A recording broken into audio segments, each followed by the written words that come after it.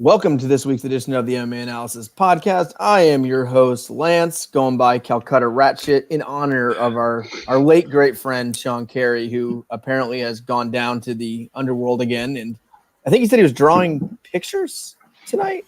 Was that? I thought he said he was drawing dicks tonight. Well, that's two in the same. Yeah. Because he's a dick artist. Drawing, no, or he could be drawing dicks or drawing on dicks. He does both. It's both. Dicks on dicks? No, dicks but on the dicks. on them is during the day. And then just drawing them at night, where he's thinking about drawing them on the dicks during the day. He's getting inspired. He gets inspired. There might be an upcharge for an at night dick on or drawing on dick. I mean, yeah, that's a good point. But yeah, so he is back on the show for one. He just couldn't make tonight, so that was not a one and done for Mr. Tattoo Guy. So he will be back. So just the four of us tonight. Pretty okay card last week. Pretty fun. I wanted the main event to go longer for bet reasons, and also I wasn't ready for it to end. But I thought overall it is a pretty good card. How are you guys doing? I guess first of all, New Sean, how are you? All right. We're done with sports other than football and that is fights. Sports. Football is everything. Not for everybody. I need some variety. I need some in during the week shit other than Mondays and Thursdays. Sometimes we get Wednesday. Gotta watch soccer. Gotta watch soccer, man. That gives you your. We got. Sometimes there's Wednesday college football. We got Thursdays. We got Fridays. Maction's coming back in a week. Other colleges are shutting everything down because they have COVID outbreaks. Yeah, I heard they brought Big Ten football back for a guest appearance this season. Yeah, 1 week again. One and done, baby. Man, what a shit show. Yeah. Anyway, what about you guys? Brad, Wes? Yeah, I'm good. Just hanging in there, finishing up a season. Should have a nice little vacation coming up soon. Looks like I might be getting a raise at work, so that works. It's nice. No raise there, but Oh. I mean vacation, so I get like privileges that I'd never trade in. You know, Well, you're the sodsman, of course. I can do what I want. I can do what I want, man. It's pretty nice. My shit never stops. We have we always like every company has like PTO limits that you can have where it's like you cap out at a certain number. So ours was like really, really high at like 200. And I was always like up there in 150s, 160s, 170s because I could never take time off because I was working. And with COVID and everything else, we lowered that minimum a good bit because people weren't taking vacations and they were trying to get people to use their PTO. So I've had to just take like random days off for the last couple months, and they actually upped how many days I get at the same time as lowering the limit. So I'm like, what do you want me to do? Like I get wife does that too. you should have just demanded a payout. Come on. Well, that's obviously why they're doing that. If someone leaves the company, they get paid out of their PTO like checks. But I get so much fucking PTO though. I get not counting holidays, I get 25 days of PTO a year, which most companies are like 10 or 15, and they do it by how long you've been there. So yeah, but now golf season's over, so I got to stop taking off my random Fridays and playing golf. They're taking away your freedom, Lance. I know. God damn it, Biden already. So we'll move in. We'll start with the main event. I don't think there's too much to say about the outcome of what happened. Khabib, he completely outclassed him. I think a lot of people thought Gaethje could do a good job stuffing takedowns. I don't think anyone thought he would get insta-sub like that. I mean, there's holes in the ground, and Khabib is a really good grappler, but I was very surprised how easily Khabib got to his position and got a finish there. Gaethje looked like he was a white belt. Yeah. He could have done it in the first too. Like another 10 seconds or so, it was done in the first round. Like, wow. Yeah, when I was watching it live, I thought him not doing anything in the first round was like he saw there was 20 seconds left, and he's like, I'm not going to waste my energy trying to get up or anything like that. But then when he got taken down with 4 minutes left in the next round, he still didn't do anything. So yeah, like Khabib's pressure in that first round though was just insane, man. Like Gaethje was huffing and puffing by the end of the first round.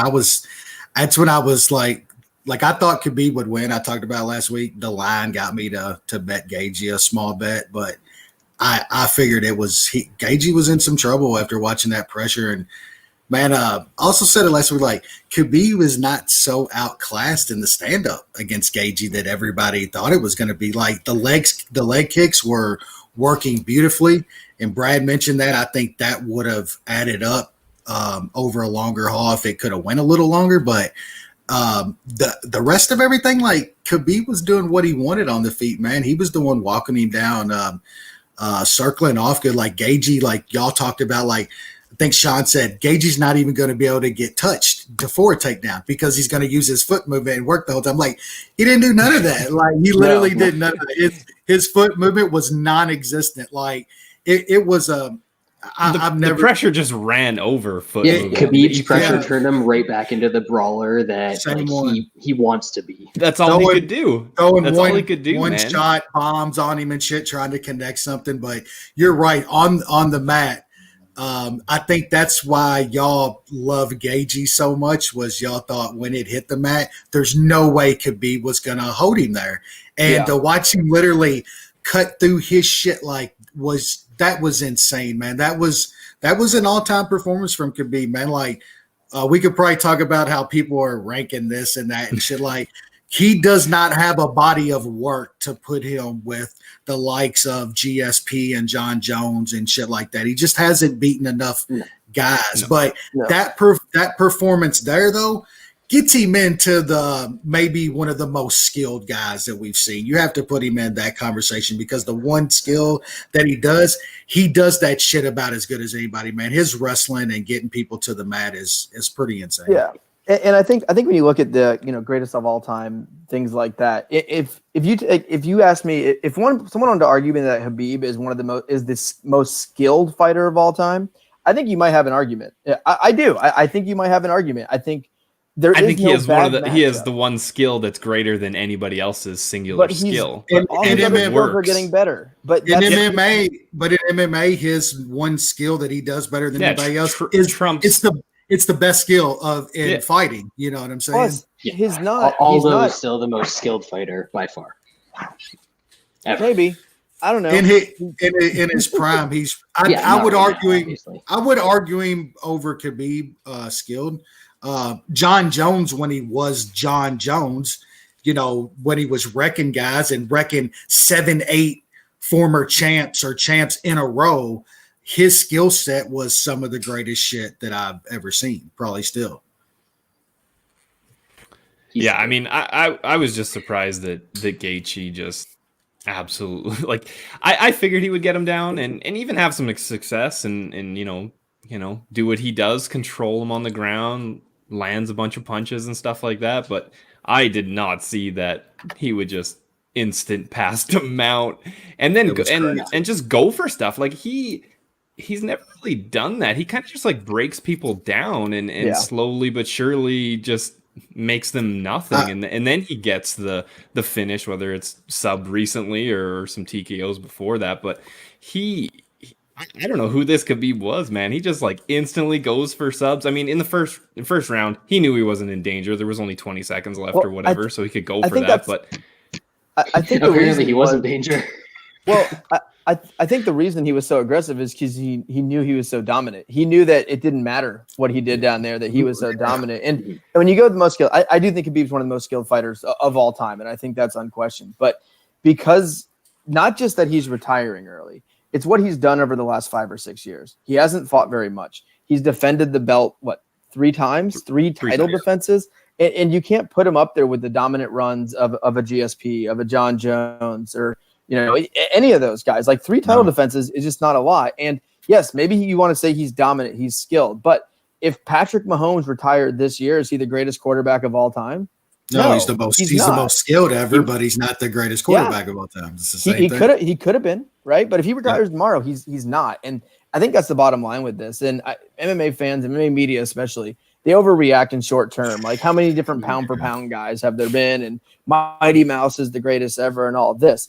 I will say the argument that I haven't been liking against Khabib is Yeah, but he hasn't fought the best guys. He hasn't done that. And that's why look at his last 3 wins. I mean, he's fighting the best guys. I don't think that's the argument. The argument is straight longevity. And it's not there. And it wasn't there when he was active, and it wasn't there in his prime.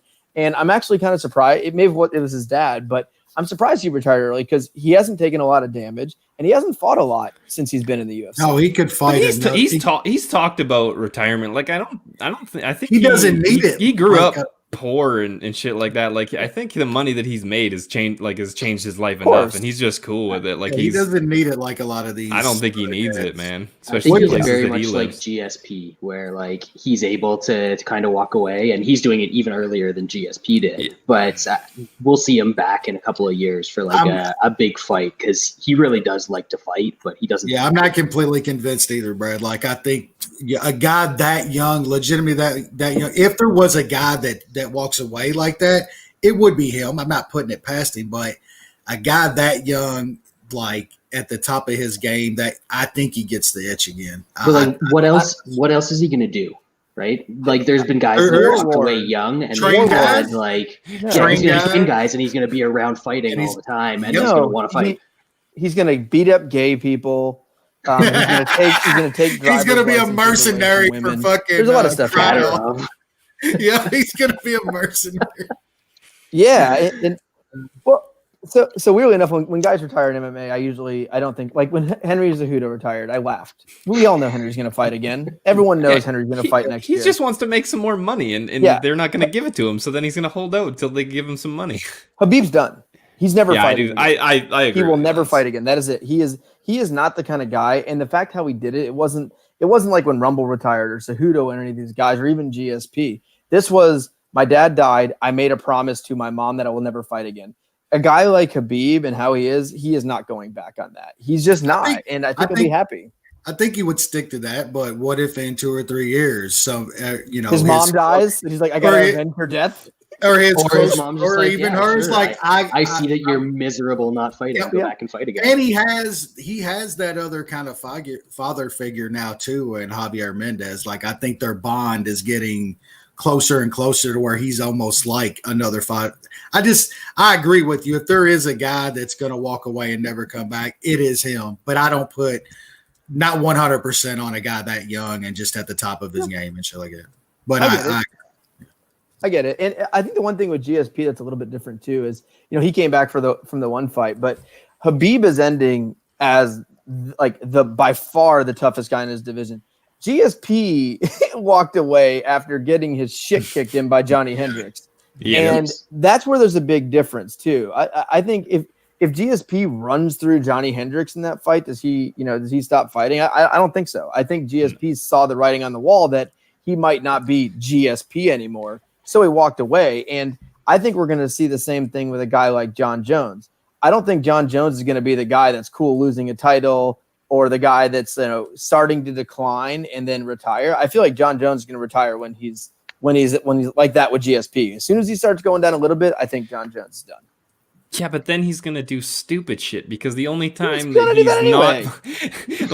not in trouble with the law is when he has a fucking fight. And if they take that away from him, he's gonna be an absolute menace in fucking New Mexico. Nah, he's a changed man. He is a changed man. He's got that Lord and Savior. He's been building houses and fighting crime and been out running around with Albuquerque PD trying to take out the fucking Antifa fucking terrorists.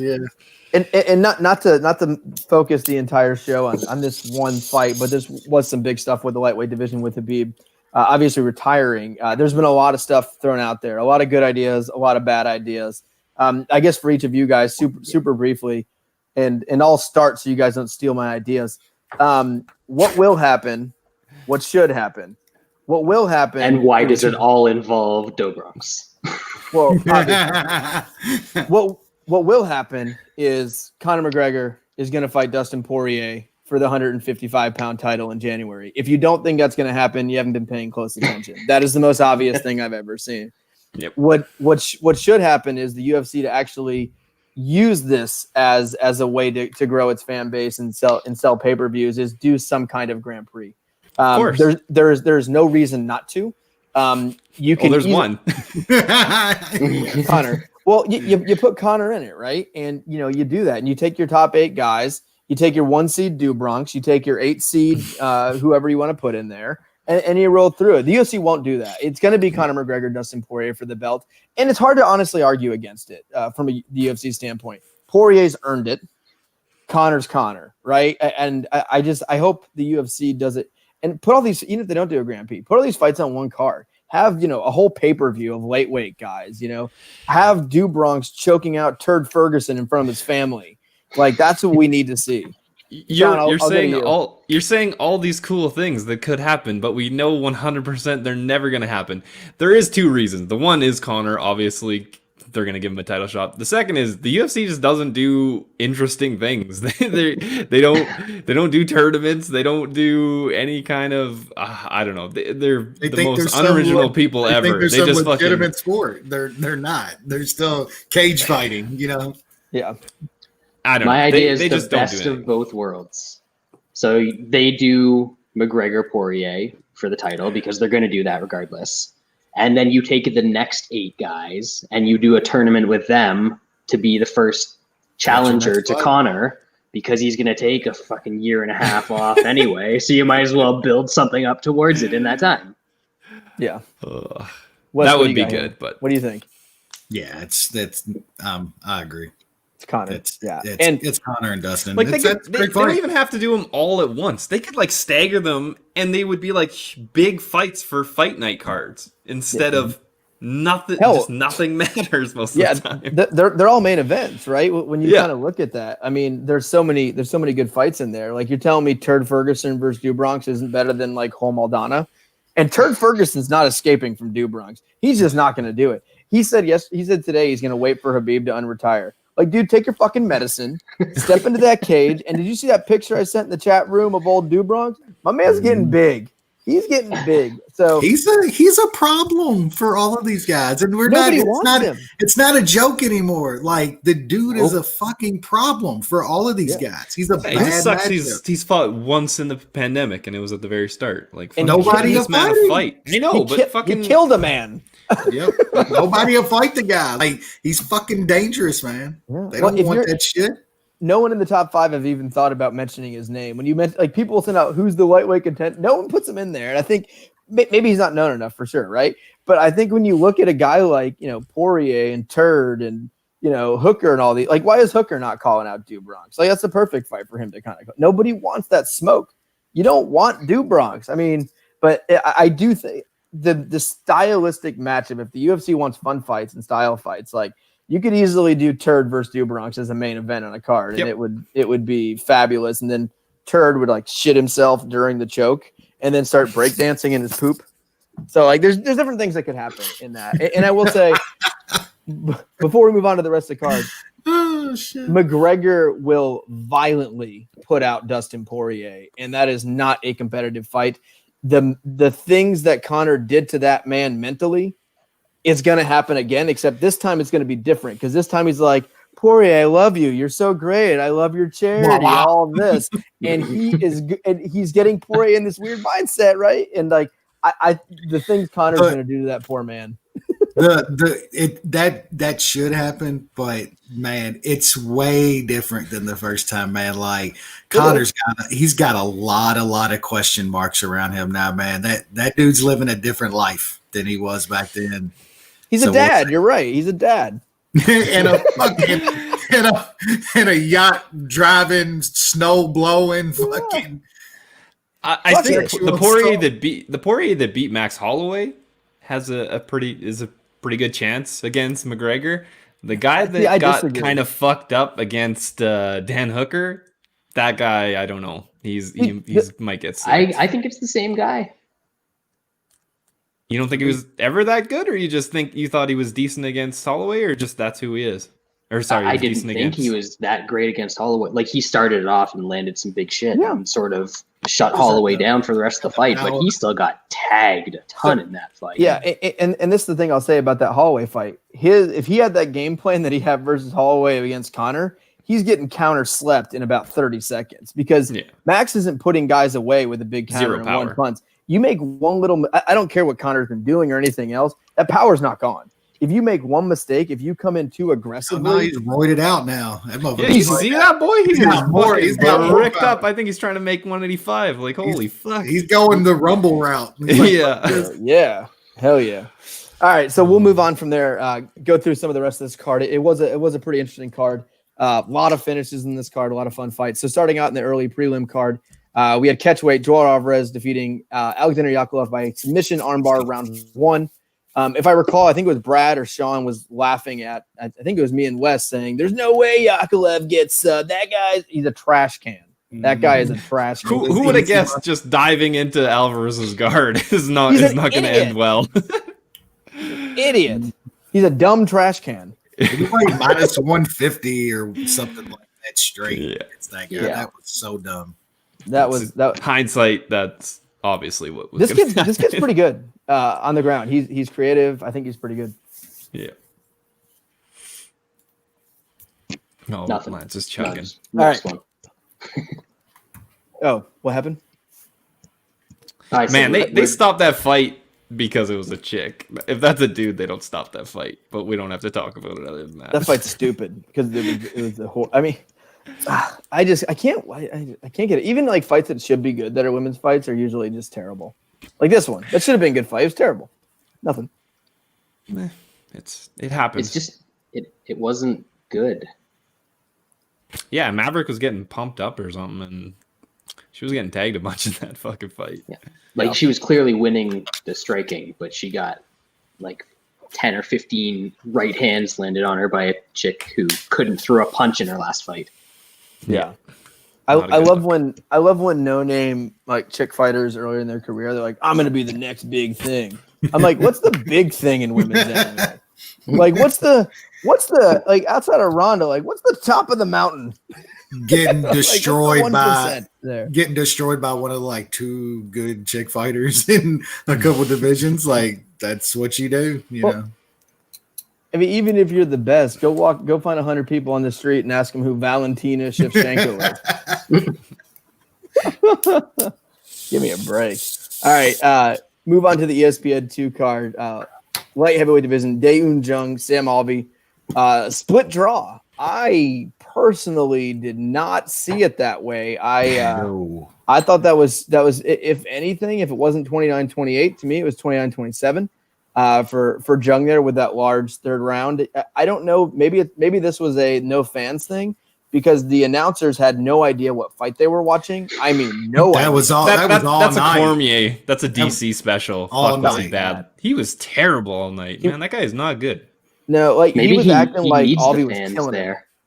it. I mean, tell him what's actually happening. Yeah. So, I mean, part of it though, like realistically, right? The judges are not far from the announcers. Their voice carries.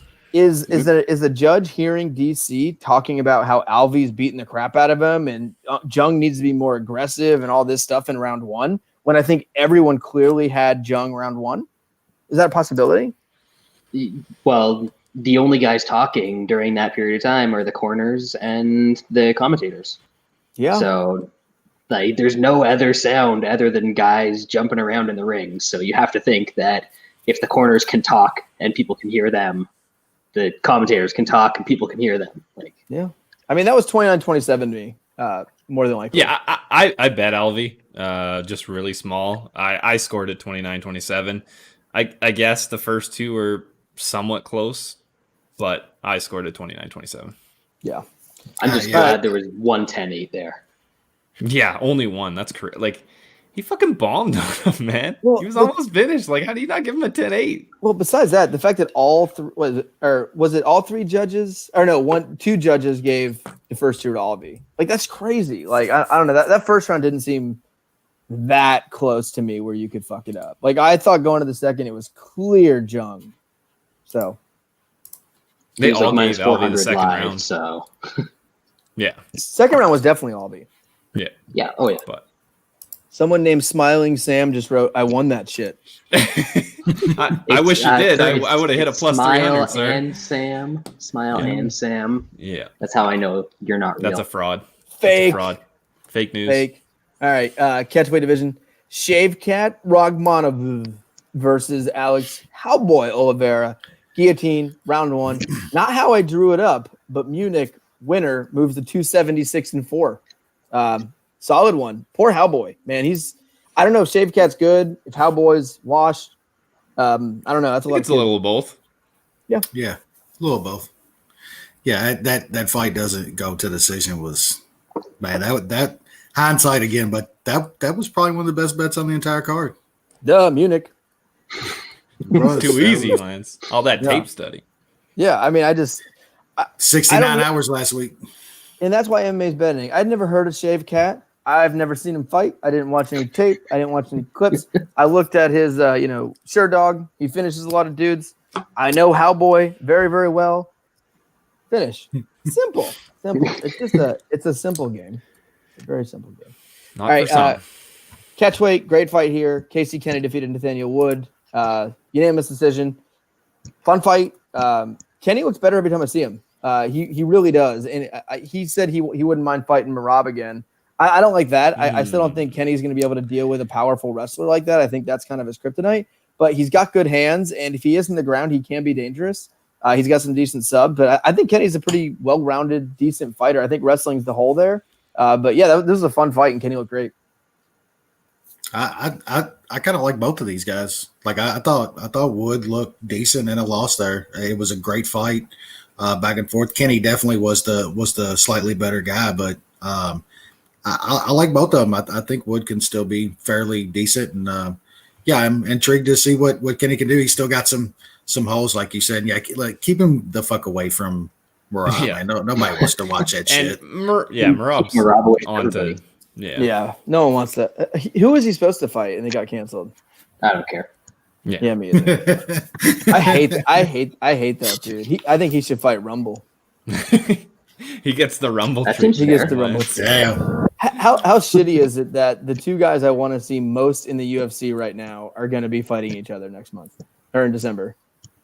Random Russian number 7 and who?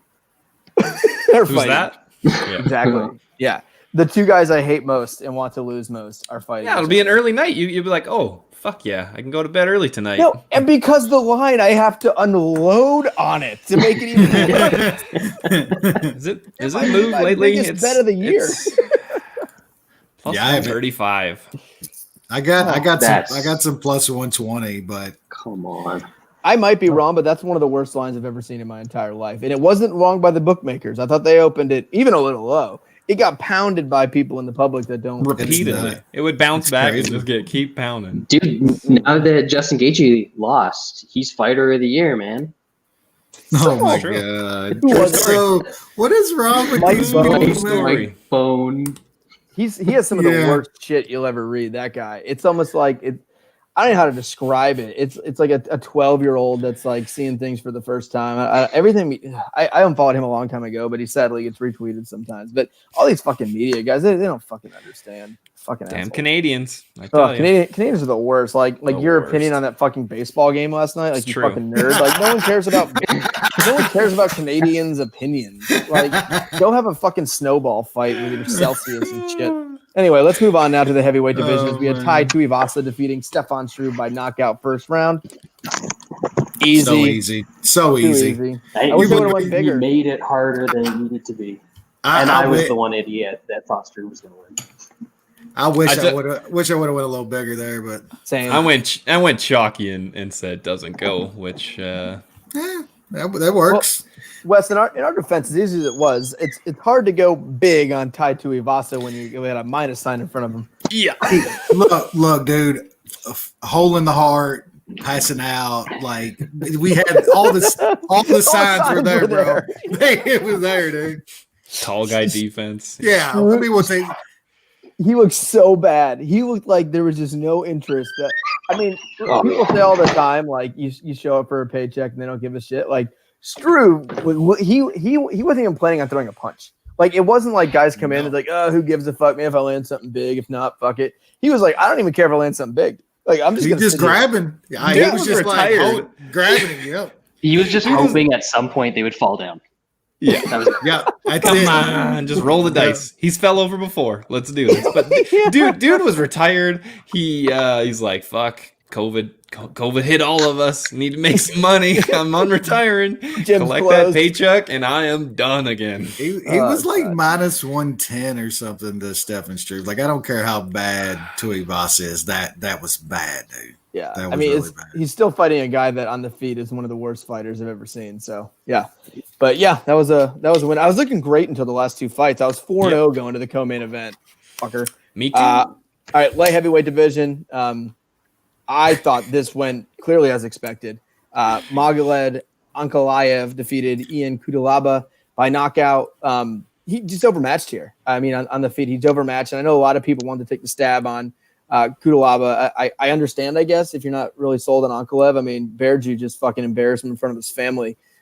So I understand. But, yeah, I think this firmly puts Berju in the top, 5-6. Well, he gets that deserved win against Shogun, and he's right there for a title shot. Hey, if he gets that win against Shogun, he's fighter of the year, baby. Yeah, There it is. What's Berju by knockout? Because that's what's going to happen. Is that out yet? Well, No, they don't even have a line for it. I'm telling you, he is going to knock him out. Remember the first fight? He's going to knock him out. Is that the main event? It should They're be, not but I main doubt eventing it. them, are they? When is it? It's in a couple weeks, right? Yeah. Is it in December? 21st. November 21st. Oh, Shit. there's no line yet. I assume it's going to be Berju inside the It's fine distance now. minus Yeah. 600-700. Oh, do you want me to check the Russian book? Yeah, go Russia. But yeah, any extra thoughts on Ankalaev here? I mean, just dominant. No, he's good. I think he's pretty good. I didn't think he had that much power, but he does. He's especially when guys are throwing haze, there's some time to react and time that shit. He's good at tapping out with 1 That's second true. left in He's a fights. quitter. I mean, He is you quitter. go out 1 second left. I'm I mean, surprised. when you With a honestly, triangle. I'll give him credit. Like, I'll give him suck it up. credit. He knew he was losing the entire fight, and it was Yeah. just the honorable way to go out. You know, Yep. didn't need to go to judges. That's His family was ridiculous. already shamed just by the fucking beatdown that Berju put on him. But all right, next fight's a chick fight. Lauren Murphy choked some random chick I've never heard of, and then talked about how she's disrespected and wants to know why she's only ranked 5th. And everyone was like, "Who the fuck's Lauren Murphy?" And then she was like, "I should get a title fight." And they were like, "Who the fuck are you?" And then we'll never hear from her again. Berju minus 200, Lance. Is that a good breakdown? Yeah, That chick was awful. Yeah. Ooh, they were hyping her up, her wrestling and shit. she's got to go back to the soccer pitch. Like, get back to the pitch. She threw. Is she a soccer player? She was trying to throw Yeah, he's overhand German. rights, and she He's missed German. by like Soccer 7 feet. Oh, she was so bad. Yeah, Uh, that it happened. That's the number. She's got to be the number 2 ranked flyweight in the world. Yeah, put some respect on her name, whatever Damn her name right. is. Yeah, I can't remember. Oh, Yeah, I I know. forgot. I think it's Leon Edwards' girlfriend. All right, Oh, that would make sense. that makes sense. Yeah. All right, let's move into the middleweight Correct. division as Her girlfriend? Another easy one. yes, it was. I was in this one as well. I think I had him with Ankalaev, if I recall. But middleweight division, Phil Hughes defeated Jacob Malkoon. This wasn't about Hughes. I mean, if you looked at Malkoon's Tapology or Sherdog, that was plenty there, right? I mean, he was in the UFC because his buddy's Robert Whittaker. He had 4 fights in Australia, and he was fighting a guy that, yeah, he might have fucked up in the past, but he was fighting a big, mean motherfucker with big power who you knew was going to come right in your face. And that line was He's coming criminally right in low. your face. I know, like that was criminally low. Was it minus 240 or something like that? Yeah, I got like minus 220 or something like that. Man, that's Whitaker's training partner. Chicklet No, says that was good enough for him. That's He all. lost like That's all 14 he straight needed. bets. Whitaker said he was ready. That's So all I Chicklets- need. Good enough. This guy said his friend's If gonna win. people, successful That's all I tape people need. talk about us not doing tape study. This motherfucker's betting on Whitaker's word for his training partner. Get the That's- fuck yeah. out of here. My friend's the best. Good enough for me. Good enough. And this dude's on videos and shit. Like, get the fuck out of here, dude. Those teeth. I'd have to look, but he might be like 2 of his last 20. Like literally, I think since Contender Series, I want to say he's lost every bet he's made. And I've been on the same side of a couple, and it's made me angry. like Cannonier, Yep. some other ones. Like he loses literally everybody he makes. He was like 0 for 3 this card, wasn't he? I know he was on Gaethje and he was on. Who the fuck else was he on? Oh, he's on the chick. He was on Shakirova. Yeah, the chick we're talking about right now.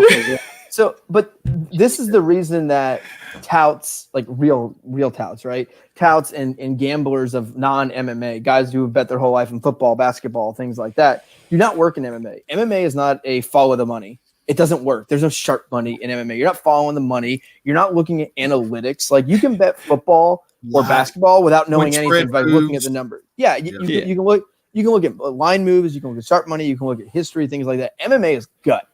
MMA is style and gut. You can't look at numbers. And but this guy just proves it every week. Lance, don't you know 70% of southpaws when fighting one-legged and fucking whatever when Nick Newell fights with one arm. Yeah. Hey, when Nick Newell fights with 2 arms, he's undefeated. He is. He is. True that. The funniest shit I have seen over a while is I ran across a dude that's literally shilling an MMA fucking statistical model now. And I'm like, the greatest. That is like pointless. It makes it's worthless in this shit. Let's most of this shit is about matchups and gut. That's about it. It's fucking matchups. I mean, it's dick size, it's muscle, hog size. That's the and it's number of All-Americans. Those are the intangibles. How many All-Americans did you win?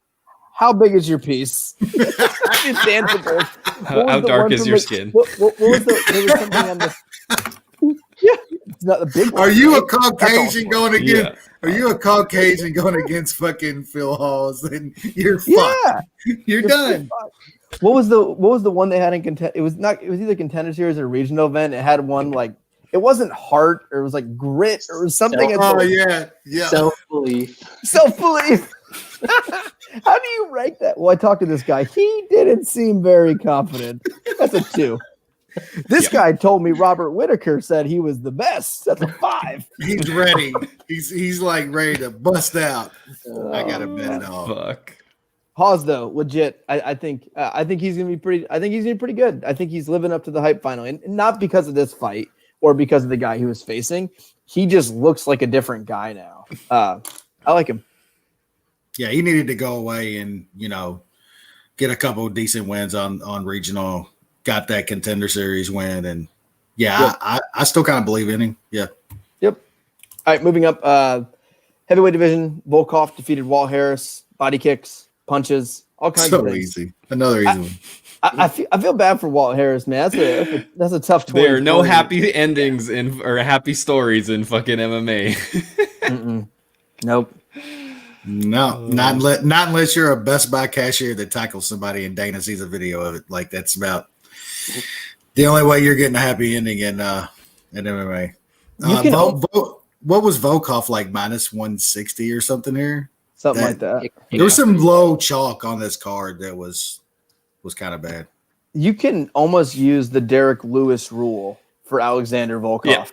Yep. The top 5. I was just going to say that. Yeah, it's the top 5 rule, right? Like this guy's going to struggle with anyone top 5 because he's tough stylistically. He fights pretty long. He's smart. He doesn't make a ton of mistakes. But if you get that little upper echelon, Derek Lewis knocks you out. With 15 seconds left. God, he was even completely destroying a guy like Derek Lewis too before that. He's good. Volkov is good, man. Like he's good. He just gets wrestle fucked, or he goes up against a more powerful striker. Well, once he realized that Derek Lewis was top 5, and towards the end of that fight, he was like, shit. I'm just gonna get punched in the face now. That was one of the greatest finishes of all time. Wes was so sad. Oh, I was salty on that one. Like, really fucking salty. Oh God. All right, middleweight division. Robert Whittaker defeated Jared Cannonier. Decision 20-28. Not sure what round Cannonier won, but just dominant performance by Robert Whittaker. Kind of a throwback performance, and I won't give him too much props because he's not here. But Sean kind of nailed this one with maybe Whittaker is turning more into a crafty vet versus what he was, and he's fighting smarter. He's fighting better, but he looked fast. He looked good. He looked great this whole fight, and I did see Cannonier apparently broke his arm in the first round. So maybe that's something to do with it. He said it was the first kick. I believe he said his arm broke. He didn't look the same. He didn't look like the same guy leading up to that fight. You know? But Whitaker he looked great. Whitaker looked great. Like I was totally wrong on this one. I don't know. Somehow I cashed my plus 3.5. It's bullshit. The crazy thing is one judge gave Cannonier the first, and then they all gave, and then the other two guys gave him the second. Like, I don't know what these fucking judges are doing. What are they watching? I have no idea. That seemed pretty easy. The only reason I didn't give a 10-8 in the third is because Cannonier came back and kind of clipped Whitaker. He did, yeah. But he looked way better than he did against Till. I thought he was kind of way farther along and might have been toast after those wars, but he looked good. Still can be caught. That chin is, I don't think it was ever amazing, but it might be a little bit worse. But yeah, he proved me wrong on that one. Yep. Yeah, the skill difference was kind of crazy. I knew that going in, but I guess it was throw his punches. He was just. I guess it was the broken arm with Kanye. That had to affect him a little because.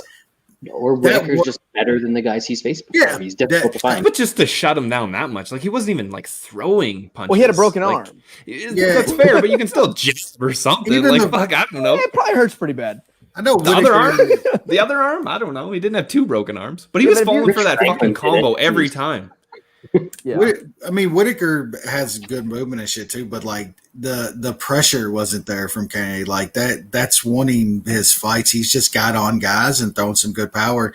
You saw a flash of it kind of in the third when he kind of came back when he was Dunzo. Yeah. Where was that for 2 rounds? Like that's the guy that we've seen it how many times over the past few months? Like Reyes. We talk about every week. Every week, guys that aren't doing what they did to get there. They get in the big spot and they want to worried about gassing, and then they don't. It's always perform. The same. It's the guys who have huge power that usually gas, and so they're trying to conserve their energy. It's a 5-round fight. It's a big fight. Everyone just needs to stop and watch Rumble's career. Yeah, Rumble honestly, right? Like you give 5 minutes, give it your fucking all, and because you're so good, you're probably going to win in that 5 minutes. But if you're not. You're going to lose anyway. So you might as well give yourself a chance. I wish we would have saw that fight, but all props to Whitaker, and I think Sean was he was dead right on Whitaker. I don't think Whitaker's like completely done if he can fight a little smarter type of fight and stuff. But our newer Sean, that chin is still sketchy, man, and he's taking a lot of shit already. We'll see. Some guys have a second career after. It's just he's skilled enough that I think he can perform long enough or get some guys out there and until you get the upper echelon. And then this is a nightmare for the UFC.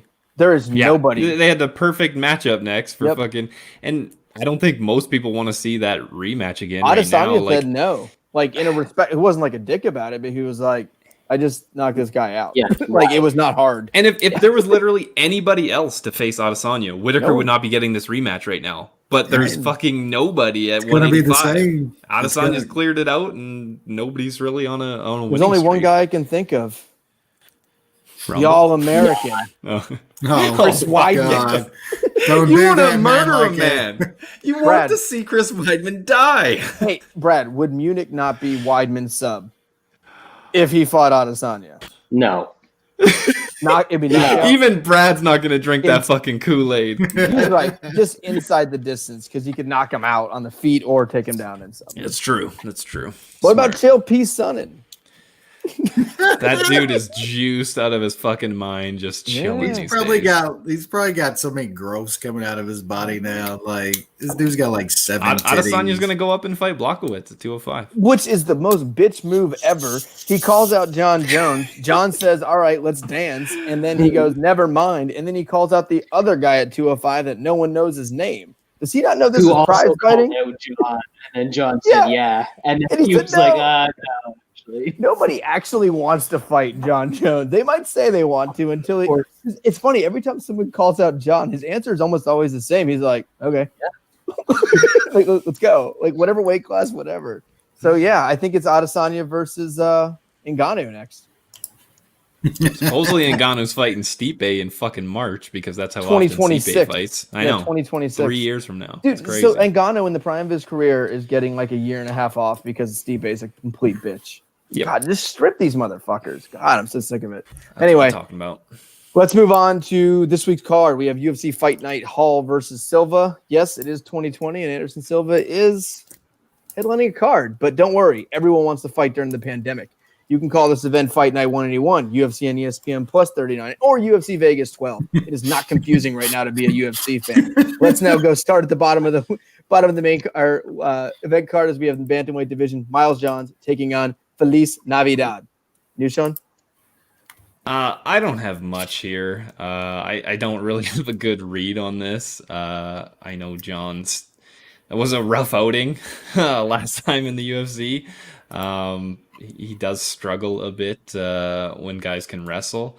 I don't know if Feliz Navidad is the guy to get him, but I'll pick Feliz Navidad. Christmas is coming. Let's get festival.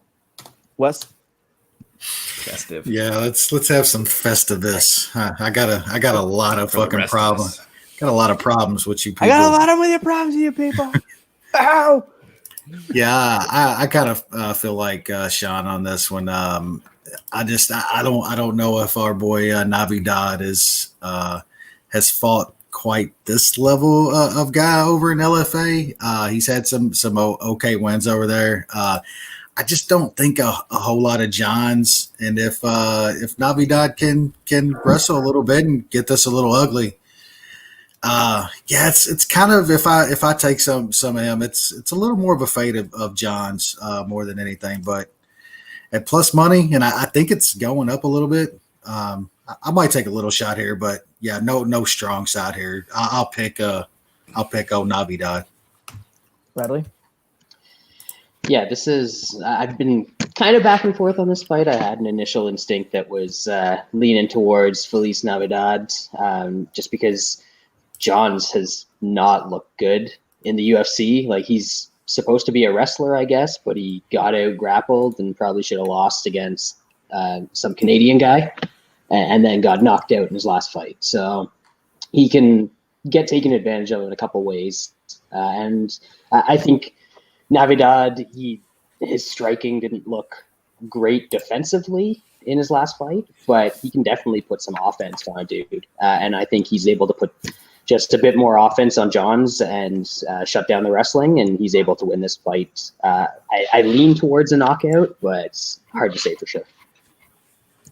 Yeah, I like Feliz Navidad here, and weirdly enough, right out the gate, Munich. Just instant Munich here. I think this is a bad line. I think there's a lot of reasons. And Miles Johns is a wrestler who isn't good at wrestling, and that can be a problem if you're a wrestler. He has average takedowns. He needs to get the fight down. His striking is kind of sloppy. He doesn't have very much power. I think he has enough wrestling to maybe get Feliz Navidad down a little bit. I don't think he's going to be able to hold him there. And I think on the feet, I don't see this as very close. I think he's longer. He's more creative. And I just think he's the better overall striker. And I don't think the ground's going to be that much in play here. And I think, what's the line right now? It's like plus 138. 138. So it keeps going up there. And I think this is just wrong fighter favored here. I think Navidad is better. And I think he's going to put on a show here. And I just don't think much of Miles Johns. I don't get the love here. He doesn't seem very good. So, yep, that's going to be the pick. That's going to be Munich. So now let's move on to the sadly women's flyweight division as we have Courtney Casey taking on Priscilla Cachucci. No, it's prosciutto cacciatore, Lance. Come on. Okay, Nushan. I don't have much here again. It'll be a cold day in hell before I bet Courtney Casey at minus 260. I think she is the much better fighter, but there's just zero chance. I don't want to be touching any totals in this because women's arm bars from guard is the hot new thing. So I don't want any part of that. But yeah, Courtney Casey is the better fighter. She beats this level of fighter when she steps up a bit higher than she loses. Wes? Casey by shitty decision. Oh, Fair, Brad. If you absolutely have to bet this fight, Casey by submission at plus 400. That's a fair Could happen. call out. Could happen. That's a fair call out. I got nothing. And this card is on Halloween, and it's like earlier than normal too. So it's like when the main card's on, there'll be trick or treaters and all kinds of. Just a bad move. They were gonna make a Halloween card. This is the only time I've ever wanted them to start the card later. Damn it, I got kids. You might even anyway. say it's more trick than treat. No, I wouldn't. Because Jose Canseco, that motherfucker. So more than anything, I need candy. So like priorities and shit. But yeah, I got nothing on this one. Let's now move up light heavyweight division. Dustin Jacoby versus Justin Ledet. You, Sean? Justin Ledet is terrible. Remember this guy was talking about he's gonna go box and shit like that. Like this guy is not good. I guess the two guys like Walker and Rakic are okay losses, I guess, but the dude just doesn't throw. I don't know. It doesn't seem like he likes to fight. He just doesn't do much in there, but he does like to get tagged a lot. So I think Jacoby is definitely the side, but I don't like laying that kind of chalk, especially low-level heavyweights, so I'll stay away from betting it. Our friend Hyper Blue wants to know when Sean comes back next week if he can start reviewing movies again during women's fights. What he does. That's probably a good segment to bring back. We didn't do it last week. We didn't do it. No. He had a bunch saved up too, and just nothing. Just a letdown. Missed opportunity. Big letdown. There. So Andrew said he finished his homework and he's giving himself brain damage by listening to us. And I told him to come on the show today. And now he's telling we're giving him brain damage. I mean, taking some. It seems like he's going to have a better time than coming and talking with us by the next comment. Tape study is, that's a wild ride. Start doing next week's tape study. You get ahead of the game. Yeah. Wes, what do you got here? Yeah, I like Jacoby quite a bit in this spot personally. I think Ledet, like Sean said, he's was touted as some kind of like good boxer and shit coming into the UFC, and he's not good, man. And Jacoby is a legitimate kickboxer. He is very good at that craft, and this is going to be on the feet. And maybe if you don't like that juice, I think Jacoby could finish him here, and him by TKO is plus 125, and I will probably take a little bit of that, and I'm going to play him in a parlay too, just in case. But yeah, I think he rolls Ledet in this fight. Brad? Yeah, so I have not actually seen any of Justin Ledet's last 3 fights.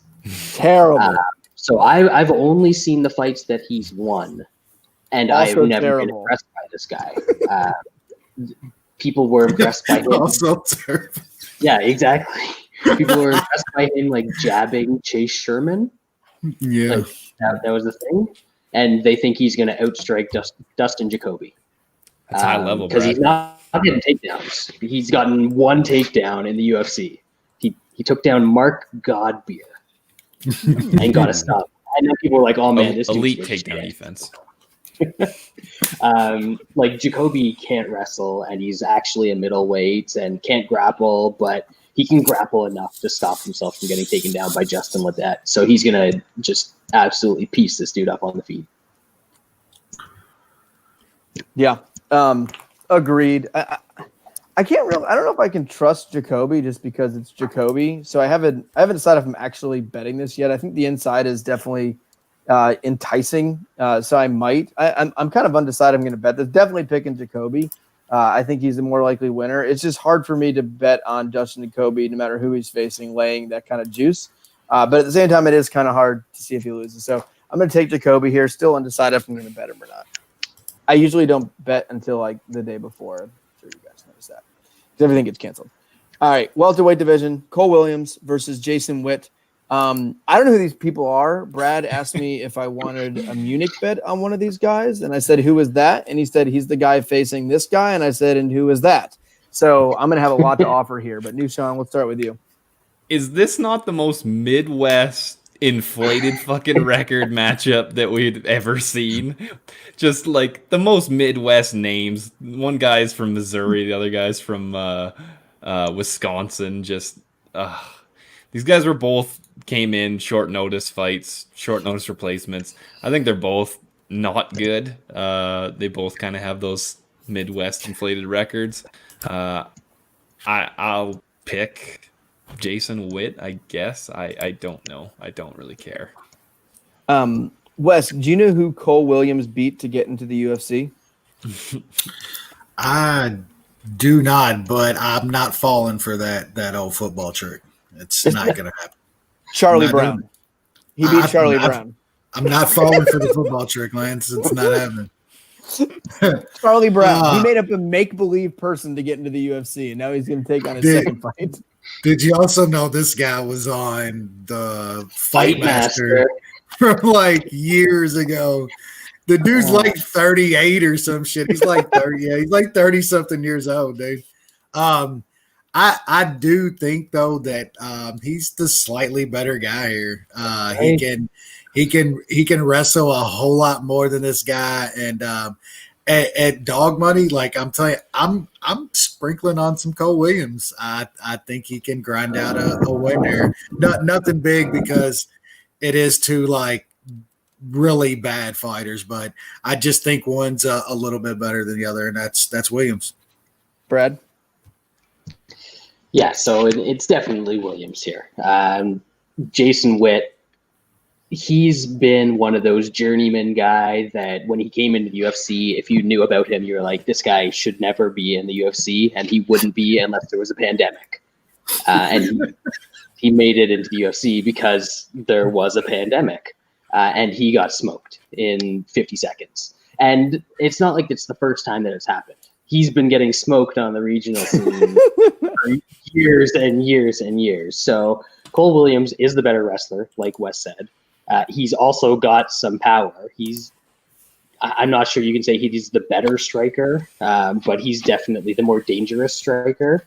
And I think he's probably just going to put this dude out with something big at some point in this fight. So, yeah, Cole Williams for me. Boom. Fight master. Oh, Boom. shit. That's some old school stuff right there. It is. So looking at these fellas, obviously not going to be placing a bet here. Cole Williams beat a guy named Charlie Brown to get into the UFC. Jason Witt, before his last loss before going in the UFC, was in Zach Cummings Promotions. So apparently, not only did Zach Cummings have apparently a MMA promotion, but this Jason Witt guy lost in that promotion.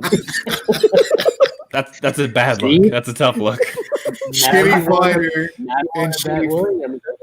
the fuck. God. And speaking of shitty fighter, he also lost to Dakota Cochran, who is the best regional MMA guy ever.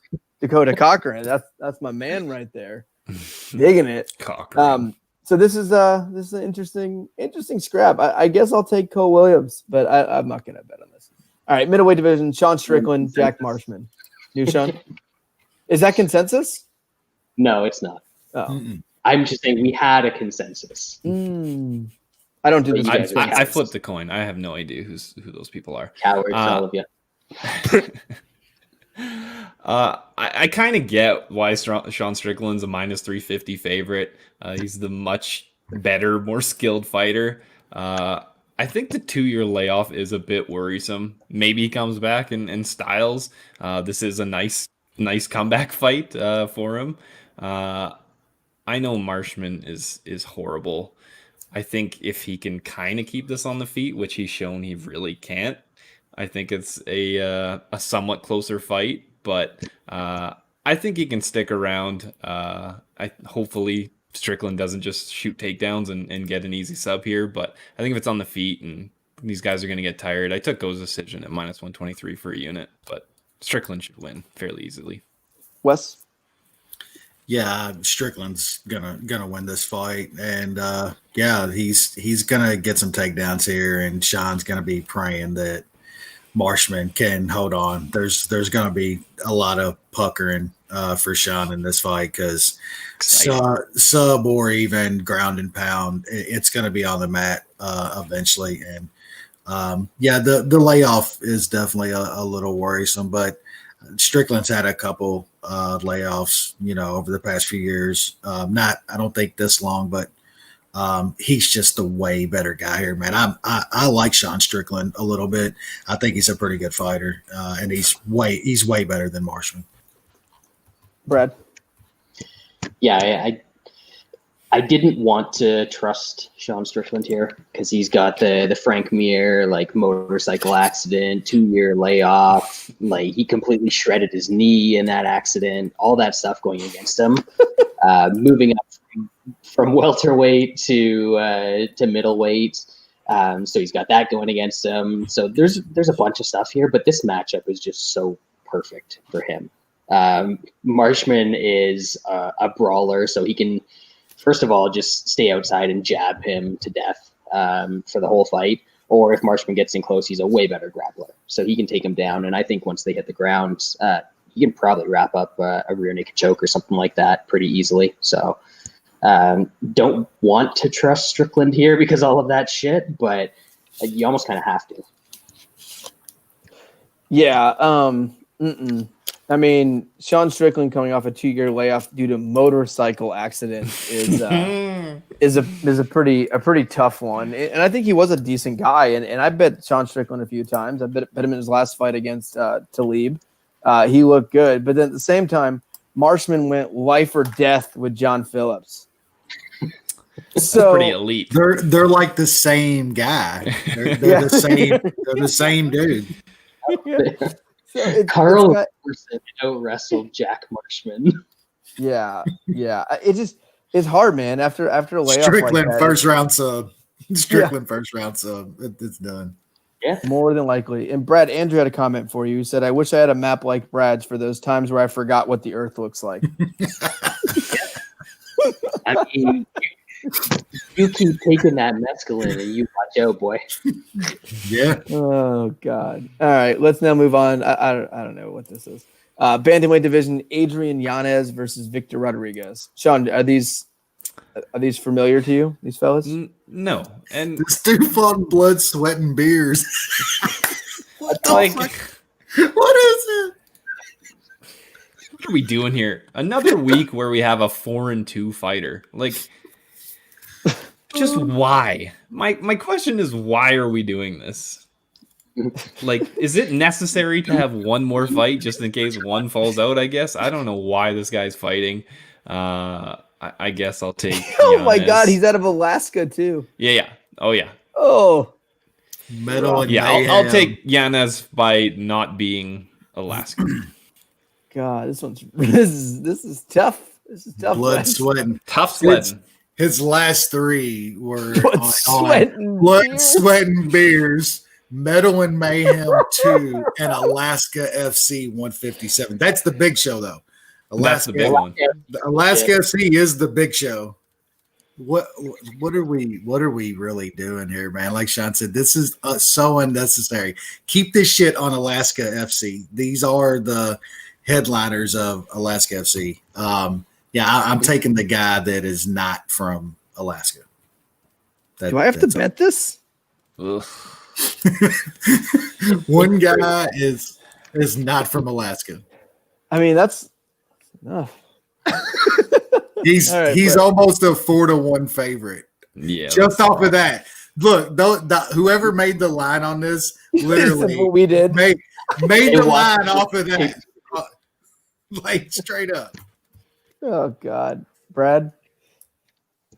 Yeah, I mean, did you guys say he's 4-2? Yeah. Because on Tapology, he's 7-2. So he had 3 fights, and then no he lost about. 2.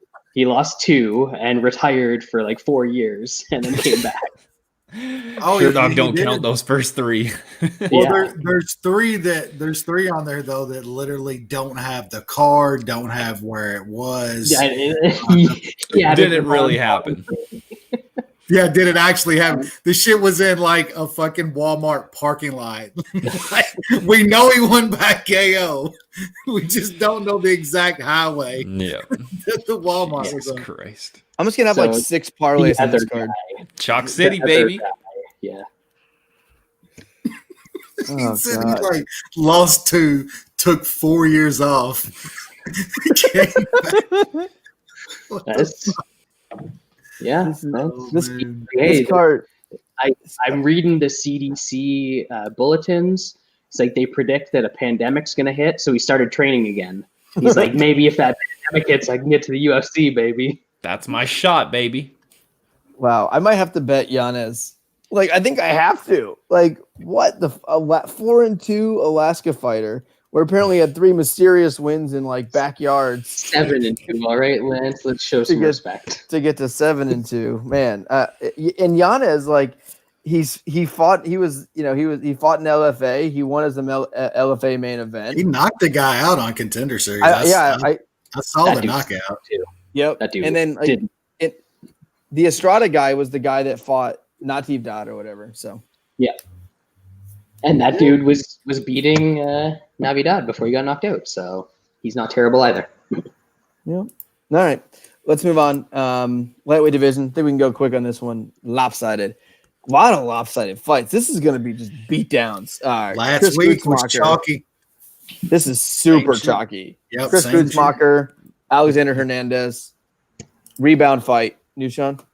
Yeah, it's the Tout's wet dream. Chalk City. Come on now.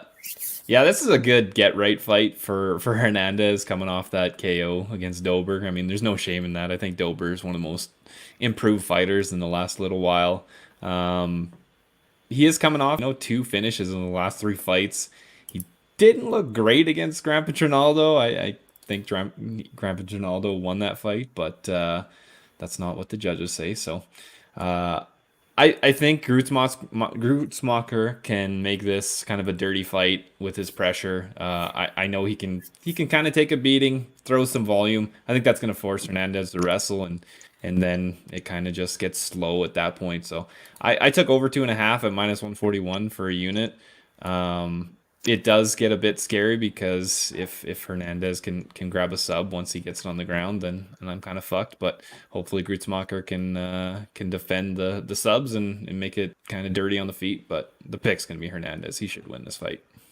Wes, Gruetzemacher's been out for 2.5 years, and he did not crash his motorcycle. I mean, he's probably got the athletic legs of a guy that's had multiple motorcycles. Like, that's his athletic ability. Like, multiple times shredded ACL. Hernandez is going to kill this guy, man. Like, this is one of the safer chalk pieces on the card for me. I like Hernandez to get it done inside the distance myself, though. I think it's -125 or something like that last time I looked. Yeah, I mean, Sean is right that Gruetzemacher, he's tough. He's going to take a beating here. Maybe he survives. I just think even if it gets to the mat, Hernandez, he knows he needs a good win here, and I think he's going to just lay down blows on him if this hits the mat. And yeah, I like Hernandez a lot here. I like him inside the distance. Brad? Yeah, Gruetzemacher hasn't fought in so long that I actually watched his last fight. So that tells you something. And I think exactly what he did in that fight and what he's tried to do in every other fight is what he's going to do here. He just throws a lot of shit and tries to make it dirty, and he's going to get taken down in this fight because of it. And then once he's on the ground, I think Hernandez holds him there, dominates, takes position, might get a sub, might pound him out, but I think it's going to be pretty dominant for Hernandez in this one. Yeah, I like Hernandez a lot here. He's coming off the loss to Drew Dober, which I think Drew Dober is one of the more underrated guys in the UFC. That guy is deadly. I've won some big money on playing Dober and Dober inside the distance and all kinds of fun stuff. And Dober's incredible. I think Hernandez is good. I don't think he's great. I think we thought he was great, and his nickname said he was when he first started. But I think he's really good, and I think he's going to take care of guys like this all day, every day. You almost have to throw out the Trinaldo fight. That was just a weird fight. No one threw. No one did anything. People kept crying robbery on that, but like I think there was like 4 strikes thrown in 15 minutes. It's one of the worst fights of all time. So I throw that out. Hernandez he will put pressure on him. He will attack him. He will move forward. I think he'll work in some takedowns. And to me, I think Hernandez is probably the lowest price guy I've seen in a while here, even at minus 400. This is going to just be a beatdown. I don't know if there's going to be a finish. Maybe not. But this is going to be just one-way traffic all day here for Hernandez. All right, let's now move up to the lightweight division as we have Bobby the King Greene, which I think this is his 4th fight in the last 4 months, taking on Thiago Moisés. This might be the toughest one. You, Sean? Yeah, I've been cashing some tickets on Bobby Greene the last couple fights. I think he's finally figuring it out a bit. I mean, he's been a head case most of the time, and he's come up short in a bunch of fights. It might be the competition that he's fighting. That's maybe why he's doing so well. I think this number is a bit wide on Bobby Greene. Moisés has done all right in the UFC. I know he was getting beat by Michael Johnson on the feet, which is a very, very bad look. So that probably doesn't bode well for him. And that's why I think Bobby Greene is going to win the decision here. Moisés is tough. I don't know if he's going to get Bobby Greene down and be able to hold him there. Mostly everybody can take Bobby Greene down, so Moisés will probably have a little bit of success there. And he's fought 4 times in like 4 months, like you said. At some point, that's not it. There's some diminishing returns fighting that much at this level. It's a bunch of weight cuts. That's just a bunch of camps, and so I'd be a little weary of laying that price. I think the decision is the better way to go. I got him at minus 130 for a unit. Wes? Yeah, I did make a good amount of money on Bobby Greene against Lando, and the 4 camps in that amount of time. Bobby Greene does cut a little weight. That is going to start adding up eventually. I'm looking at it like I do think Bobby Greene is the better fighter here. I will say about the Michael Johnson fight, though, like Michael Johnson is still a good offensive striker. Like that guy's always been a really good offensive striker. He just can't block punches with anything. And consistency. Like he'll show up and look good sometimes and then just not other times. His striking when he's on and looking right, you'll be like, holy shit, that guy's really fucking good. But that's, not consistent at all. But I just think Bobby Greene still, even this run over the past few months where he's looked about as good as he ever has, level of competition aside, he still does Bobby Greene things, man, constantly. He's got caught in multiple chokes in these fights that he's gotten out of. He's rolled right. He's scrambled properly and gotten out of them. This is the wrong guy, man. I just feel like we're going to get a couple times in this fight to where Bobby Greene's going to get in a bad situation. And Moisés is the type of guy that if he gets you with something, he can get you out of there. We've seen it before from him. So the line's just too wide for me. Moisés at around plus 250 or so. That's worth a stab for me against Bobby Greene that I know is going to put himself in a bad spot maybe a few times in this fight. So, yeah, small play on Moisés for me. Yep, Brad. Yeah, Bobby Greene is one of those guys that I have made fun of for years by fighting in stupid ways and losing fights because of it.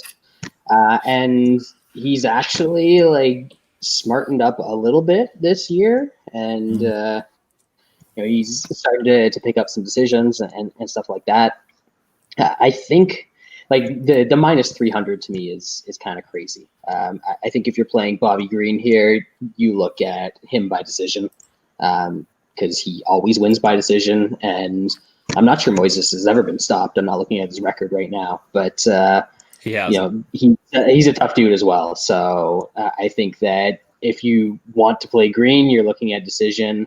I don't hate taking a shot on Moisés, but I just really don't see it happening because Greene's not easy to stop either. So I think Greene wins rounds and takes this, competitive fight, but nothing crazy. Yeah, I'm with you guys here. I'm not laying 3-1 on Bobby Greene. I think this is actually his hardest fight in a good bit, and I think Moisés is dangerous. He's dangerous in a couple areas. I think he's one of those guys. If you do make a mistake, he can definitely grab something and finish you with that. And Bobby Greene tends to make mistakes. He does some stupid things. It's cost him fights. Sometimes it's just position. He gives up position, does something stupid from position. Sometimes it can get him in more trouble. And I think Moisés is dangerous here. And it's getting to the point where if it keeps going up a little bit, I think you kind of have to play Moisés if the line keeps creeping. Right. I think Bobby Greene is the rightful favorite. I just think it's way too high. So I'll pick Bobby Greene by decision here, but I'm close to betting Moisés. All right, let's now go to the heavyweight division as we have Maurice Greene versus Greg Hardy. This is the kind of shit I'm down for. This is a fight. This is a scrap right here. Nishan. If you're going to bad shit on a card, at least make it this kind of bad shit. Yes. Awesome.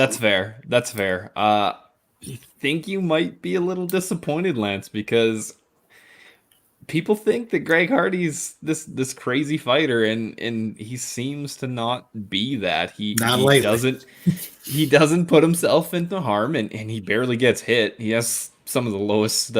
He gets hit like less than most heavyweights, and he doesn't blitz like a lot of heavyweights with the power that he has and put people out. So this might turn into kind of a boring kickboxing fight. I don't think Maurice Greene's going to be able to get him down. I think that Greg Hardy's just going to be too much, but man, Hardy by decision plus 350. I took a half a unit on that. I think that's worth a sprinkle, just because of the way we've seen Greg Hardy fight.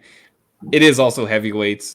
Greg Hardy could just slick this guy in 30, 45 seconds. It can always happen, but I just don't think so. Wes? No. I'm looking. I was looking at Brad's muscles. I didn't even see Turk over there. That's why I was showing the screen. Jesus Christ. We care about these right here. I think Brad I think Sean is right. Lately, Hardy has he's turned into a really tentative fighter, man. Almost a boring fighter.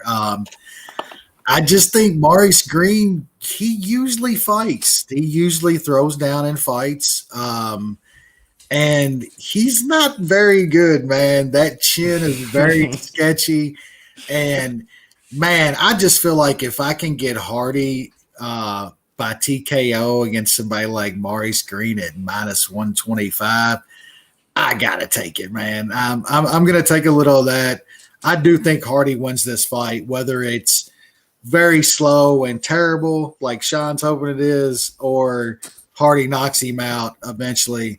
Hardy's going to win this fight, and I like him as a parlay piece here. He's just so much better than Maurice Greene, and I really like Maurice Greene. I've lost some money on the dude because I like him so much, but this is a bad fight for him.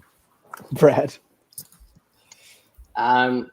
I think literally. Oh, sorry. I scrolled all the way back to the start of his career. So I was about to say I think literally Maurice Greene has only gone to decisions against Jeff Hughes, but he had a couple right at the start of his career. But other than that, he's only gone to decision against Jeff Hughes, and that's just like that man is a 50-minute heavyweight guarantee.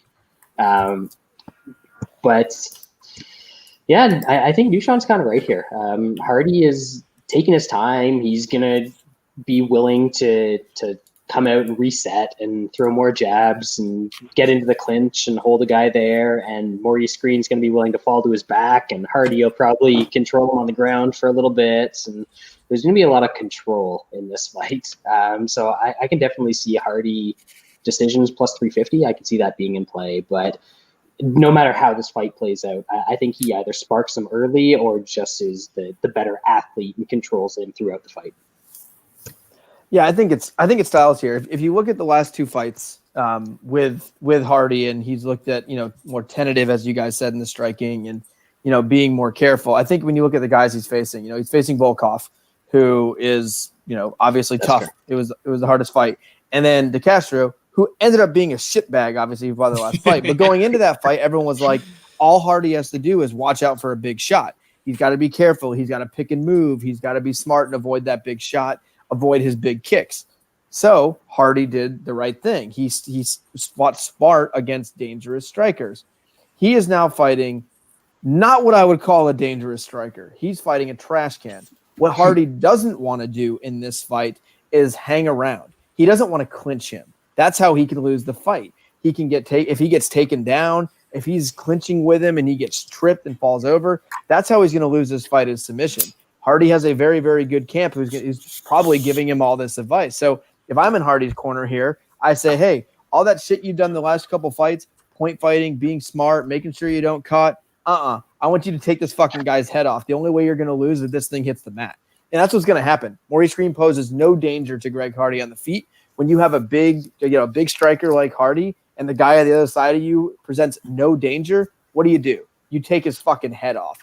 Hardy is going to knock this guy out in the first round. Greene has no chin. He has no way of defense. He's one of the tall guy defense. We're thinking decision here, like tall guy defense. He is some of the tallest. He has the tallest guy. He's James Vick at heavyweight. Hardy's going to catch him once, and I think that's it. But I think Hardy comes out ultra aggressive in this fight, and I think he cleans him out very, very, very quickly. And I think Hardy knows he needs a finish here. He needs to. He needs to. He's not here to just hang out in the heavyweight division. That's not a guy like Hardy with his athletic background. Like, he wants to make a See difference. how we're talking about him? You see Yeah. how we're talking about him now? He's turning into a boring ass fighter, man. And he knows it. Mhm. He knows it. So I think Hardy's going to just put on a show on Saturday. So, all right, middleweight division, Kevin Holland, Mahmoud Muradov. You, Sean? The Mahmoud. Mookmud. Lance, come on. Mookmud. Pronounce it correctly. Mook. I don't have much on this fight. I bet Holland last time like an idiot, and my dog is barking. I don't know if you Shut up, dog. We'll do Chinese food later if you don't stop. I told him. But God damn. yeah, I bet him like an idiot. I thought that was a close fight. I think he probably should have lost that fight against Stewart. So that's probably pushing me off of siding with him here. I don't know if he gets the takedowns. The guy he's fighting, Muradov, he was able to stuff D. Chirico's takedowns, who D. Chirico took down Holland. I don't know. That's MMA math, so I don't know if that fucking works. But I don't want any part of it. I am just gun shy after that performance, but maybe I should have known better and just shouldn't have bet Holland last time. But I'll pick Muradov. Wes? Yeah, man, I want to bet Holland here. I do think he's probably better, but man, yeah, I'm with Sean too. That last time I was on Holland, pretty good, man.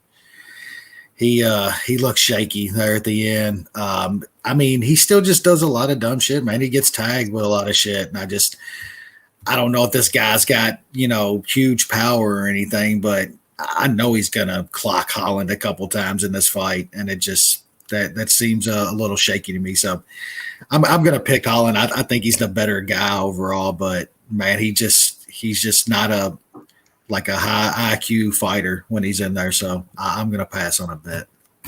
Brad? I just think this style kind of works for Holland. So I'm the opposite of Wes and Sean here, because I was on Stewart by decision in the last fight, and a little bitter about that. But I actually like Holland in this one, because this Mookmud that he's fighting, he likes to dance around on the outside and then dart in with strikes. And Holland's got a way longer reach than him. He's got a 6-7 inch reach advantage, something like that. He's actually starting to learn how to fight on the outside a little bit and land on guys as they're coming in. So I think he can sort of pick this guy off, and I think the biggest worry for him might be takedowns, getting taken down in this one. I kind of like Holland to win a decision here. I could also see him maybe snatching up a guillotine or something like that, because he does that from time to time. I wasn't sure if Lance was just rolling his eyes for a really long time or if he was frozen. But I had an issue. I think we're good. So I like Holland, and I'm gonna have a little bet on him. There's something with this site we use. I'm on video calls all day. Oh, hold up. Mahmoud is out. Mahmoud is out of the fight. Why? Holland Couldn't is get a now. visa? Because he knew I bet on Holland, so Holland's facing newcomer Charlie Octaveros. However, you know how I am with Holland names. inside. is it Charlie Ontiveros from Holland. FC? Yeah, that's him. Yeah. Who is he? He's American gonna bad boy. I'm gonna take him. He's a bad boy. Oh, look at this mohawk. This guy looks tough. He's lost 6 times, all by KO. He seems to lose a lot. Holland's gonna toast this guy. They're bringing him in another chump. All right, I'm gonna keep my same Hey, bet. the last chump turned out to be the greatest knockout in UFC history. So I'm gonna just keep it the same here. I think Holland's gonna finish or get finished. So it's Holland inside the distance. Line TBD. Oh fuck! Was that gonna be Munich? Oh no, Munich was earlier. No, we already got Munich. That was what I tried to get Munich. So yeah. All right, featherweight division. Best fight in the card. Andre Fili taking on Bryce Mitchell. Fun fight here. New Sean? I've got damn near every single one of Bryce Mitchell's fights wrong so far. I think I was not on him, but I picked him against Rosa. I just never thought this guy was good. He just makes fights dirty, man. He doesn't have great takedown, but he'll just get himself taken down, and then he just is able to reverse shit and ends up on top. And his jiu-jitsu is really good. I know he struggled against Rosa, and I guess he couldn't finish Bobby Moffett either, but he seems pretty good. He might struggle a bit with Andre Fili. I think he's a bit underrated too. He seemed to figure it out a bit lately. He's a tough guy to take down. So if Mitchell can't get it to the ground, it might be a little bit of tough sledding on the feet. But he usually just gets it, makes a fight dirty, and gets it on the ground where it's his world. I don't think he finishes Fili. Fili's got good sub defense. So I took Mitchell by decision at plus 240 for half a unit. Wes? Yeah, I kind of wasn't really sold on Mitchell either. I mean, we watched him lose to fucking Cantona on The Ultimate Fighter. Then he goes to. I did not. I mean, then on the finale, Who's that? he goes life and death with Tyler Diamond, who isn't even around anymore. That's guy's not even good on the regional scene. Decision to Bobby Moffett and shit, and then just I don't know, against Silas, that shit just changed, man. He started, like Sean said, he just gets a hold of guys. He gets it dirty. He eventually gets them down. And, I mean, I guess his jiu-jitsu is really good. I mean, it's Bobby Moffett and these guys. I mean, I guess Charles Rosa is a decent guy, but he couldn't get him out of there. Alleged black belt. Maybe that's why I mean, he did have him in 72 fucking chokes and shit that the old dude somehow survived. But I do think he has a little bit more trouble with Fili, but I think Fili, he lets guys get a hold of him too, man. And this is probably going to get to the mat. And Mitchell's, I think, a little bit better on the mat than Fili. Fili probably survives. I think Sean's got a good angle on the fight. Mitchell by decision. I'm just going to pick him now. I don't have a bet on the fight. I might look at that decision bet on Mitchell, but he's going to be my pick here. Brad? Yeah, Mitchell is one of those guys that sort of came up and got some wins, and people started to think he was good while I wasn't watching. I have gone back and watched some of those fights, and he struggled to out-wrestle guys who had a little bit of wrestling. And then he out-wrestled some guys and out-grappled some guys. Like Charles Rosa is a fine grappler, but he's a terrible wrestler. He gets wrestled. He's been getting out-wrestled for his entire UFC career. So that doesn't really tell me anything. Andre Fili has not been getting out wrestled for his entire UFC career. Like, he's out wrestled guys like Dennis Bermudez, and the last fight doesn't really count because that was a Canadian dude, but he's actually able to wrestle back against some guys. So I don't think the takedowns are going to be easy for Mitchell in this fight. And I think he is severely outclassed on the feet. Fili always struggles against guys that are actually athletic and kind of explosive on the feet, and that's how he gets his lights turned out sometimes. I just don't see that happening here. I think he keeps it standing. He's the better striker, and he might even be able to get some takedowns and control Mitchell a little bit in this one. So I bet Fili earlier at plus 140. I'm not taking more now because the price is shittier, but I stand by that. Yeah, I'm the other side of Brad on this one, and I've been on the Mitchell train since it started. I don't know. There's something about this kid. He just seems to have it, and I think we're going to get to a point where he faces a really good wrestler, and he might struggle a little bit. His striking is obviously not very good. We haven't even seen much of it, honestly. The guy tries to grapple almost instantly, which is what you want out of a grappler. And he doesn't have the best wrestling, but he is persistent, and he keeps going, and he keeps going, and he grabs you, and he tries to drag you to the ground, and it's nonstop all the time. And I think when he is going to have guys that he can't take down very easy, like a Fili, he's going to make Fili work every fucking second of every single round until he gets him to the ground. And I think what makes Mitchell so good is not just getting submissions. He is heavy on top. He maintains position. He's threatening with subs all the time. He has good ground and pound. This guy is a very, very good top fighter, and not just from submissions. Guys aren't just standing right back up. He's landing some shots on the ground, and he's very creative down there. And I think he's going to get this fight to the ground. And I think once he gets Fili down, he's going to stay on top. I think he's going to beat him up a bunch. I always thought Fili was okay. I don't think he's great, and I feel like when he faces someone that I classify as pretty good, Fili usually loses that fight. And I think Fili might stuff some early takedowns, but I think Mitchell's going to get his takedowns when he can, and I think he gets them down a few times and wins the fight. I don't know if he'll get a sub here. You never know with how creative he is and how good his jiu-jitsu is, but I think this is a dominant performance again for Bryce Mitchell, and I actually think the line's pretty short. All right, let's now move on to the main event of the evening, as we had Anderson Silva, whose last win was in 2012. So that's cool. That was a long time ago. That's when we used to go in public. Diaz's last one. That was a no contest. 2012 was his last win, facing Uriah Hall. Weird main event, retirement fight, and I don't know, man.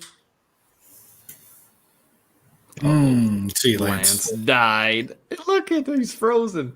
Not retirement fight. It died again. This fucking site hates me. Oh, you're back. You're back. This site hates me. I'm on video calls literally all day, like 8 hours a day. Nothing happens. I go on this fucking site. Nobody believes you, Lance. You know what I do for a living.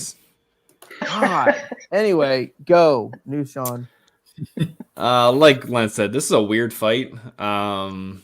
Anderson Silva can have very weird fights, and then there's times when Uriah Hall just doesn't show up and freezes and doesn't want to fight either. Let's move angles. Maybe that'll work. How's this? There we go. Is that better? I feel like at this point, different angle in Anderson Silva's career, winning's kind of secondary to him. Just going out there and being himself is more what he's into at this point.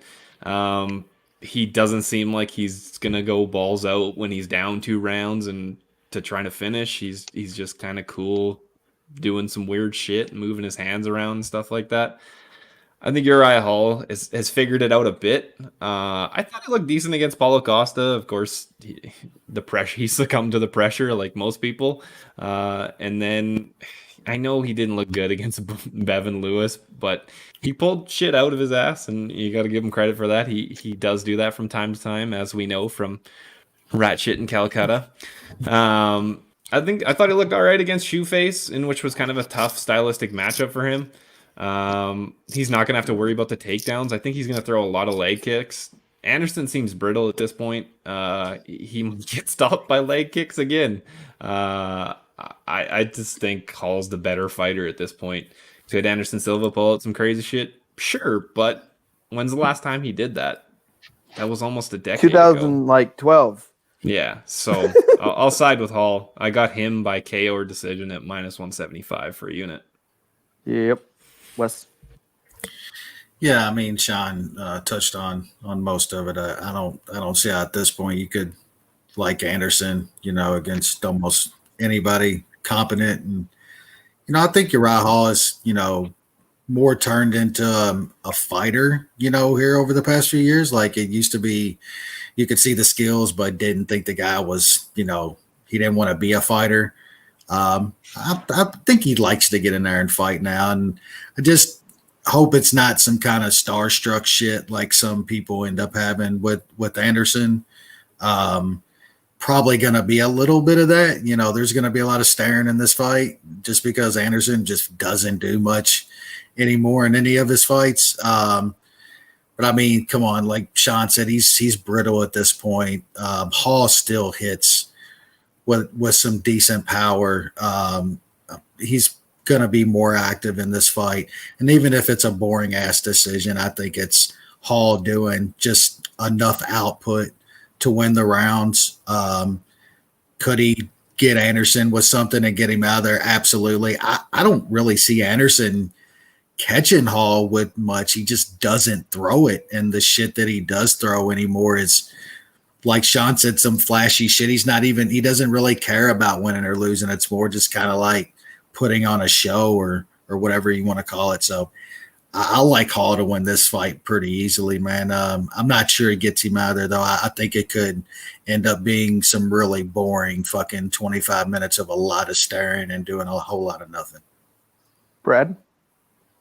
Yeah, I kind of agree with both of the guys here. I think that it could be that boring staring of a lot of nothing. But at the same time, I think Anderson is just so brittle at this point that it's not going to matter. And honestly, I get the concern that this might turn into like a star, like a little fan going to spar with like their hero or whatever, like that bullshit people are trying to say like that. But even if that happens, like Uriah Hall is faster, more power, probably better at this point than what 5-year-old broken Anderson can pull off. So I think even if it devolves into that sort of shitty staring contest where they're like practicing taekwondo kicks and stupid shit like that, I think Hall still wins that fight. So I didn't take a prop, which is unusual for me. I just think Hall wins. So I've got Hall parlayed with Hardy. Yeah, I agreed. I mean, Anderson. I just don't see the point of this anymore, and I don't get this choice for Anderson Silva as his retirement fight. It's kind of just it's random. It's not an ultra popular guy. It's a dangerous guy. They should have done some old. He's not retiring. This is just his last UFC fight. He's going to Bellator.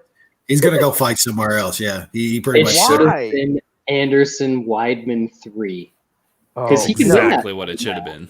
He can't win that fight. Yes, he can't wrestle. Yeah, but he gets a chance, and if he has a choice, and he could win, and then the last two are erased. They can be like, oh, those didn't even happen. That was bullshit. UFC's never going to do something like that. They would never and also, do that. Why would Weidman do that? Because Weidman's going for that strap. That's not getting him to the strap. He's going for that strap. He's going for the strap there. But you're running, Izzy. You're fucking running, motherfucker. I mean, there's Washed, and then there's this version of Anderson Silva. He literally has nothing left. What made him so good was his speed, his quickness. He doesn't have any of that anymore. He's fucking slow, and he's never been a big he's not Rumble or big power guy, things like that. It's his technique. It's kind of a little bit like Izzy, right? Like it's speed, technique, it's skill. He doesn't have that. When a guy like Anderson's slow, he's got nothing. And Hall is a much better striker at this point. Hall has a much better chin at this point. Anderson is 45 years old. He's been on and off of juice for years and years and years. His last fight, he got kicked in the leg once and he almost died. I mean, I just don't get the point of this. I actually think Hall's gonna land something early and get it over with. I think it's gonna be some kind of kick. It would shock me if it is a leg kick. A couple leg kicks, the fight's over. A couple body kicks, it's over. Yeah. Hall's only minus 230 to a 45-year-old Anderson Silva. Is that what it is? Minus 230? To a 45-year-old Anderson Silva. That is crazy. What is Hall inside? The same? Minus 120, something like that. You can get Hall. You can get Hall TKO plus 170. Yeah, Hall inside is plus 150. It's 25 minutes of 45-year-old. And I understand that Hall can sometimes be tentative, but Hall usually will eventually turn it up at least a little bit, right? It's and the only way. Yeah. Only way. Fucking 5 rounds to do it. Well, I think with Hall, we always said, like, why did he wait so long? Why did he wait so long? And he finally starts throwing combos and hitting guys. Now he's against another guy that's going to wait so long. Yeah. Well, but the first time Hall lands even slightly, that fight's over. Because Hall has big power, too. If he could throw some leg kicks in this fight, it could be over really, really quick. Really quick. I might have to double dip this one. I am looking, like you guys, which I guess is the consensus, looking at Hall and Hardy as a parlay there. But I think it's worth at least a stab when you see, plus 170 on Hall TKO.